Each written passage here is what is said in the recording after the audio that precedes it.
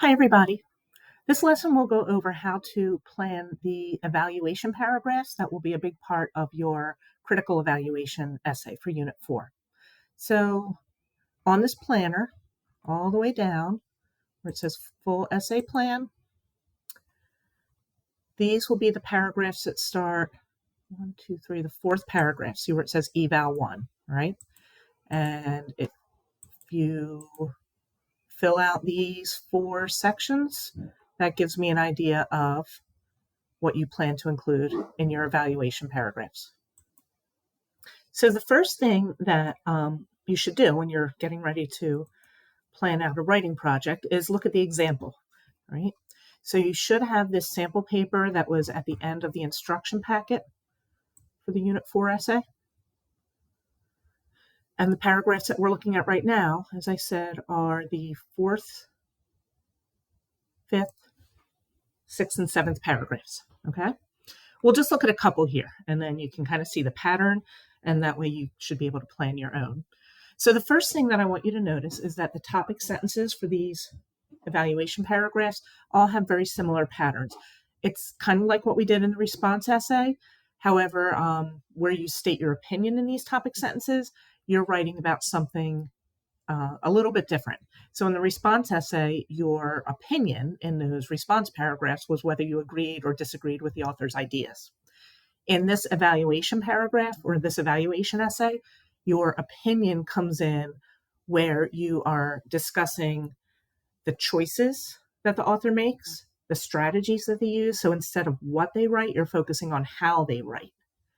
And you're deciding whether those choices, those strategies strengthen or weaken the argument. So that's kind of the pattern that you'll be following these evaluation paragraphs. So it's not what they write, it's how they write. Unfortunately, your opinion about this issue in general doesn't really come up in this paper at all. You're focusing on the author's strategies, choices, and like how they make their argument, okay? So let's look at these 4 topic sentences. You'll probably need at least 4 of these evaluation paragraphs to develop this essay fully. So that's why I say 4. If you have more, that's great. If you have fewer and you're still getting to the minimum page requirement for this essay,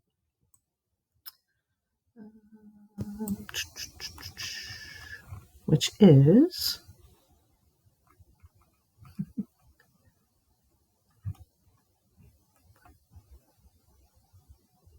should be on here somewhere. 4 to 6 pages. There you go. 4 to 6 pages. All right. So to get to 4 pages, my guess is that you'll need at least 4 of these evaluation paragraphs in addition to the other material you'll have. Okay. So let's look at the topic sentences. So this first one says, Friedman succeeds in appealing to pathos by portraying the positive side of outsourcing to his New York Times readers who may be questioning the rationale for outsourcing. All right. There's a little note here about topic sentences. The next one, however, Friedman lessens his article's credibility by making large generalizations based on his few personal experiences. Friedman also weakens his article by concluding abruptly and introducing new ideas to readers that leave them with unanswered questions. Finally, part of Friedman's argument contains some logical fallacies, which further weaken his argument. All right. So what do you notice in those 4 topic sentences? We hear Friedman's name being mentioned. So whichever author you have for your selected R4, that author's name will be mentioned. You'll be focusing on a strategy or a choice that the author makes. So there's a lot in the pre-writing that we did that you could choose from. So it could be something about their use of evidence. Was it credible? Did they have anything that was irrelevant? Did they provide specific evidence for their points? It could be something about their use of rhetorical appeals. Did they have a strong appeal to pathos? Did they have a strong appeal to logos? It could be about their word choice, right? Did they use, language that had a particular effect on the reader? Or it could be about their tone. Another thing that a lot of people write about in these essays is how well the author addresses opposing viewpoints, because that's a nice way to bring in the R5 that you're supposed to find on your own. So those are the different choices that you could focus on, right? So you're going to have the author's name, you're going to have some choice, some thing that they did, some strategy that they used in their argument, and then you're going to say whether you think it helps the argument or hurts it. That's where your opinion comes in. Okay, so we have Friedman. This article is about pathos, and the student said it was successful. Usually you don't have much more than that. They do kind of talk about the audience a little bit here, so that might be something, because that's what they're trying to do, is convince a particular audience. You don't want to jump into any details, any specific examples in your topic sentence. You're just setting up what that topic sentence is going to, or what that paragraph is going to talk about, and then you'll go into the examples later. Friedman lessens his article's credibility by making large generalizations. So here's what he did, the choice he made as a writer, and here's the student's opinion, that it weakens the argument, it lessens his credibility. Friedman also weakens his article by concluding abruptly and introducing new ideas. It brings in a little bit of the effect on the reader. That's one other thing you could include in the topic sentence if you want to. But here's what he did, how he wrote, the choice he made. And this is the student's opinion. It weakens the article, right? And then Friedman, logical fallacies. The author chose to use some logical fallacies, and that weakens his argument. Okay? So those are the things that you want to include in your topic sentences. So that's the first thing that you want to try to come up with for these evaluation paragraphs. And on the planning document, you can see that they're going to go right at the beginning. Right? First sentence in each of these body paragraphs will be your topic sentence. All right. Even though the next thing in the plan is the setup, I usually recommend that people go to the evidence next. So on this sample document, the evidence is in blue. If you have trouble seeing the color coding, let me know and I can figure something else out.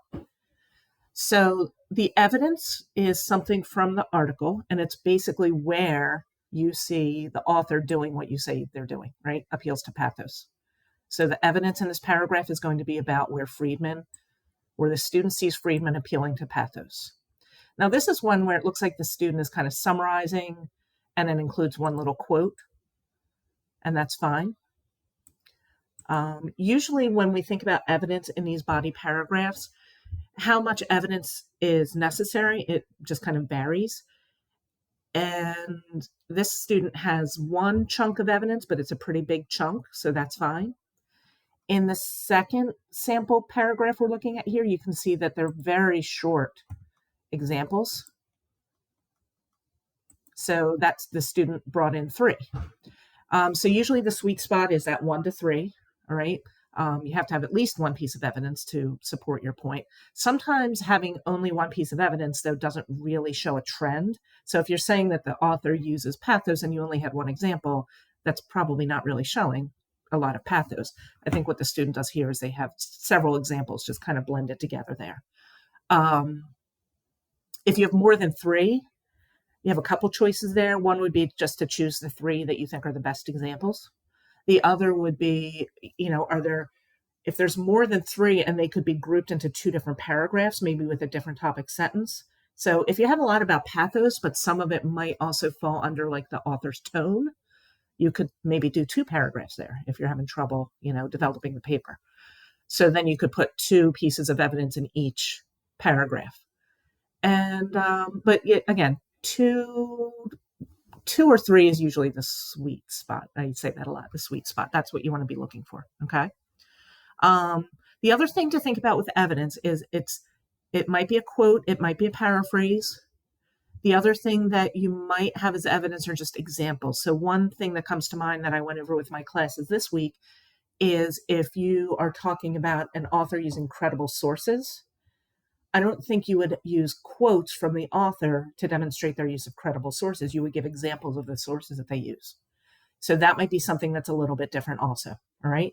Just remember when you're bringing in evidence, remember the lessons on quoting selectively, remember the lessons on paraphrasing well, but also remember that there's certain things that if you're trying to show a choice the author made, it might not be quotes or paraphrases. It might be examples. All right, so we see the evidence here. So what I would do on the planner is put in whatever evidence you have in mind to show where the author does whatever strategy you're talking about. On this planner, I leave room for 2 pieces of evidence because, again, that's usually the average. If you only have one and you know that's going to be enough to prove your point, you can just ignore the second one. Oops. You can just ignore the second one. You could even right click, delete rows if you want to just get them out of your way. If you have 3 that you want to include, you can add some. So you can just take those 3 rows and do insert 3 rows below so you can add another evidence. So you can adjust this planner to fit what you're doing in your paper. I just put in each paragraph, I put space for 2 because, as I said, that's kind of the typical number. All right, so now we get into the setup and the tie-in. So this goes back to a lesson that we had previously that's called CSET.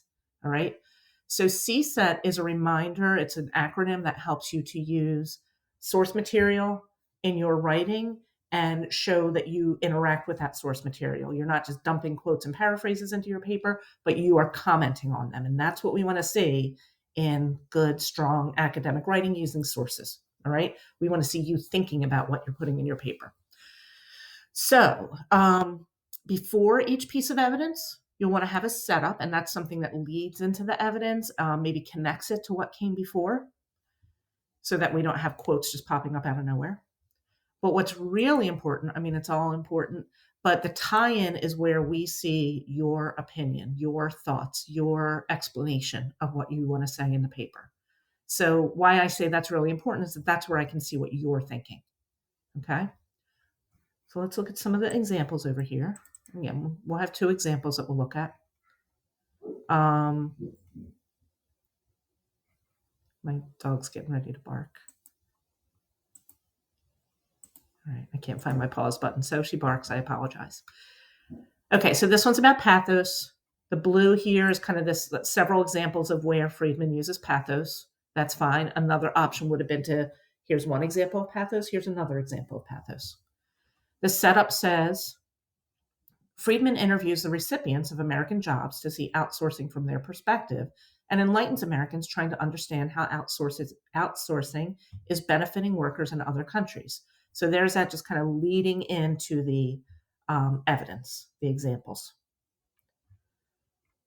Down here, you can see they're a little bit shorter down here.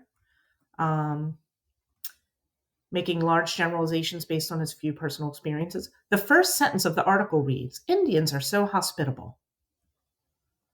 Friedman generalizes further about what he sees and hears in the call center room. He talks about the Indians in these terms. All of them seem to have gained self-confidence and self-worth. One thing I want you to notice about this setup is notice that it kind of repeats some key points from the topic sentence. And that's a really nice way to help your reader along, kind of remind them what you're trying to show in that paragraph. So that repetition of key ideas from the topic sentence is a nice thing to include, especially in a longer paragraph like this. And also like a transition, generalizes further about what he sees. And then another generalization occurs in Friedman's conclusion, right? So we see this transition, that repetition of the word generalization, a repetition of Friedman, when he states that with outsourcing, we make not only a more prosperous world, but a safer world for our own 20-year-olds, right? So these setups are leading into the evidence and also connecting it to what came before, right? And transitioning, right? Giving readers, you're kind of taking the reader by the hands and guiding them through your evidence. Okay. So that's what you would put here and here, okay? If you don't have them on your planner or if you're not really sure, because sometimes the setup isn't really obvious until you start putting it in paragraph form. If you don't have them on here, that's fine, but make sure that you then include them in the draft, right? Okay, so the tie-in, however, I do want to see something on the planner that tells me what your tie-in is. Another thing to keep in mind with these planners is that I prefer that you not write like whole paragraphs on the planner, because the whole point of the planner is for me to be able to skim through and just get a feel for what you have in mind. So if you can just do little lists of ideas, little explanations, brief explanations, and then you can expand on them in the actual draft. That would make it easier for me to check your planner if that's something you'll want to have me do for a progress check. Okay. So let's look at the tie-in. So the tie-in explains why the example that you give. So here the student gave appeals to pathos, and the student says that this is a successful, that the author is successful in convincing the reader to support outsourcing, right? So in the tie-in, that's where you want to explain why you think that was successful, why you think it was effective, why you think something strengthens or weakens the argument, okay? So this is where quotes the Indian workers expressing the joys of working for American Canadian people. These workers testify to the financial and personal gains these jobs have brought. One woman says she feels good about her job, and when people come to you with a problem, you can solve it. So here we go into the student's tie-in, the student's explanation why they think that this is successful. The article is so full of optimism that the reader can't help but empathize with the Indians and feel happy that outsourcing has changed their lives. Through these emotional appeals, Friedman succeeds in making readers who may have big reservations about outsourcing think about the human dimension of outsourcing. Okay, so when pathos in particular, you want to talk about what emotion, value, or belief is being brought up by the author's writing. Okay, so the reader can't help but empathize. They're going to feel happy. He's going to convince readers who might have had reservations. Think about the human dimension. So that kind of shows the reader's values. They value, humanity and making people's lives better. Okay. So there's one little brief tie-in. Let's look at the next example of tie-ins. So the first sentence of the article reads, Indians are so hospitable. Remember here, the student's saying that Friedman lessens the credibility. So in the tie-in, the student wants to explain why this generalization is going to lessen the credibility. It weakens the argument. So are all Indians so hospitable? Friedman seems to make this generalization about national character based on the fact that he was applauded by a room full of Indians after reading a tongue-twister paragraph in a perfect Canadian accent. I can see why Friedman appreciates his warm reception, but feel-good moments hardly provide evidence for the soundness of global economic policies. Then we have what he sees and hears in the call center. He talks about the Indians in these terms. All of them seem to have gained self-confidence and self-worth. From this single observation, so here's the tie-in why the student thinks this is a weakness, this overgeneralization. From this single observation, Friedman makes the assumption that almost every Indian working in an outsourcing job must be gaining these qualities, and that the overall experience has done wonders for their lives. Now, here is an example of how to bring in an R5, kind of showing an opposing viewpoint. So he Friedman overgeneralizes, saying, yeah, it's great. All these, workers in India love their jobs.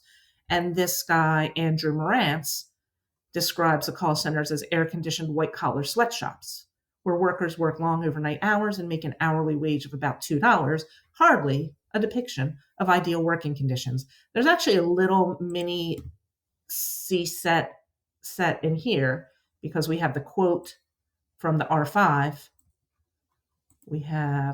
Here's the setup,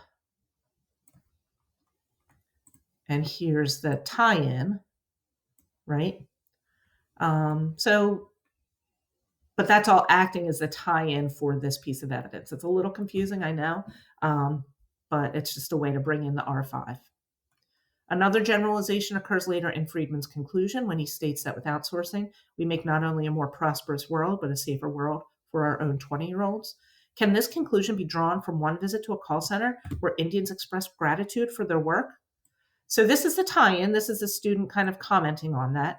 Really, the student's implying that the answer is no, it can't be. That's a rhetorical question. Basically, the student's saying this conclusion cannot be drawn from one visit. These examples reflect a clear appeal to pathos, but they do not demonstrate a strong argument for outsourcing. All right. So you can see there is a little overlap with pathos there, but that's fine because these are different. Different type of evidence. It's the overgeneralization. Okay. One other thing I just want to point out, this example has page numbers because the student who wrote this, the article had actual page numbers. It was like a PDF or something, but you can see when they found this online article, they used paragraphs there. All right. So on the planner, when you're planning out your evaluation paragraphs, it's really important to see what you have in mind for your tie-in. How are you going to explain why the evidence you're choosing is saying what you say in the topic sentence? All right.